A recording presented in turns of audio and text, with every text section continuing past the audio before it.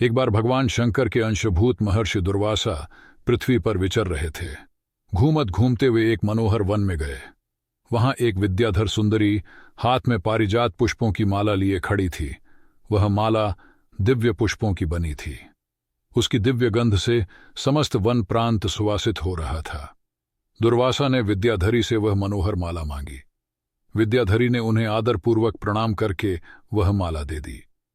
माला लेकर उन्मत्त वेशधारी मुनि ने अपने मस्तक पर डाल ली और पुनः पृथ्वी पर भ्रमण करने लगे। इसी समय मुनि को देवराज इंद्र दिखाई दिए, जो मतवाले ऐरावत पर चढ़कर आ रहे थे। उनके साथ बहुत से देवता भी थे। मुनि ने अपने मस्तक पर पड़ी माला उतारकर हाथ में ले ली।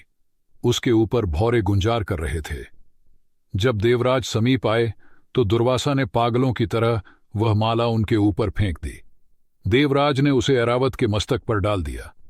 ऐरावत ने उसकी तीव्र गंध से आकर्षित हो सूंड से माला उतार ली और सूंघ कर पृथ्वी पर फेंक दी। यह देख दुर्वासा क्रोध से जल उठे और देवराज इंद्र से इस प्रकार बोले, अरे ओ इंद्र, ऐश्वर्य के घमंड से तेरा हृदय दूषित हो गया है। तुझ पर जड़ता छा रही है, तभी तो मेरी दी हुई माला का तूने आदर नहीं किया है। वह माला नहीं, श्री लक्ष्मी जी का धाम थी। माला लेकर तूने प्रणाम तक नहीं किया, इसलिए तेरे अधिकार में स्थित तीनों लोकों की लक्ष्मी शीघ्र ही अदृश्य हो जाएगी। यह शाप सुनकर देवराज इंद्र घबरा गए और तुरंत ही ऐरावत से उतरकर मुनि के चरणों में पड़ गए। उन्होंने दुर्वासा को प्रसन्न करने की लाख चेष्टाएं की, किंतु महर्षि टस से मस न हुए। उल्टे इंद्र को फटकार कर वहां से चल दिए। इंद्र भी ऐरावत पर सवार हो अमरावती को लौट गए। तब से तीनों लोकों की लक्ष्मी नष्ट हो गई।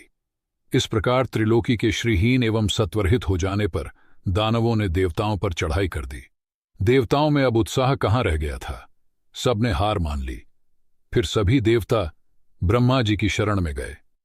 ब्रह्मा जी ने उन्हें भगवान विष्णु की शरण में जाने की सलाह दी तथा सबके साथ वे स्वयं भी क्षीर सागर के उत्तर तट पर गए। वहां पहुंचकर ब्रह्मा आदि देवताओं ने बड़ी भक्ति से भगवान विष्णु का स्तवन किया। भगवान प्रसन्न होकर देवताओं के सम्मुख प्रकट हुए।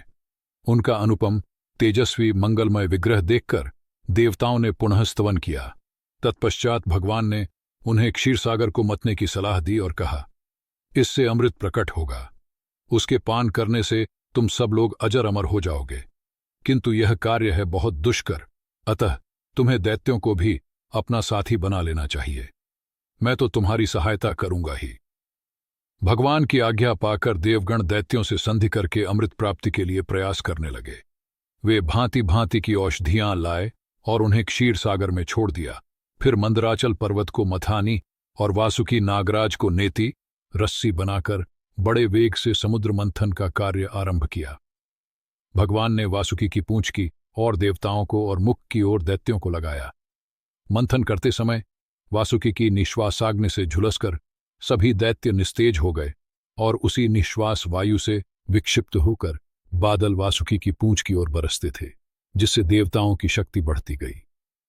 भक्तवत्सल भगवान विष्णु स्वयं कच्छप रूप धारण कर क्षीर सागर में घूमते हुए मंदराचल के आधार बने हुए थे। वे ही एक रूप से देवताओं में और एक रूप से दैत्यों में मिलकर नागराज को खींचने में भी सहायता देते थे तथा एक अन्य विशाल रूप से जो देवताओं और दैत्यों को दिखाई नहीं देता था। उन्होंने मंदराचल को ऊपर से दबा रखा था।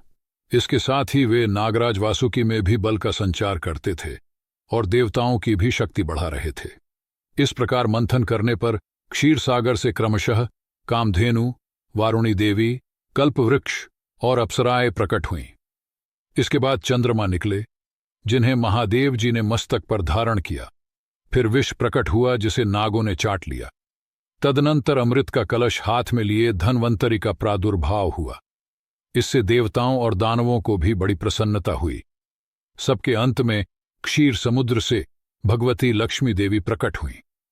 वे खिले हुए कमल के आसन पर विराजमान थीं। उनके अंगों की दिव्य कांति सब ओर प्रकाशित हो रही थी। उनके हाथ में कमल शोभा पा रहा था। उनका दर्शन कर देवता और महर्षिगण प्रसन्न हो गए। उन्होंने वैदिक श्री सूक्त का पाठ करके लक्ष्मी देवी का स्तवन करके दिव्य वस्त्राभूषण अर्पित किए। वे उन दिव्य वस्त्राभूषणों से विभूषित होकर सबके देखते देखते अपने सनातन स्वामी श्री विष्णु भगवान के वक्षस्थल में चली गईं। भगवान को लक्ष्मी जी के साथ देखकर देवता प्रसन्न हो गए।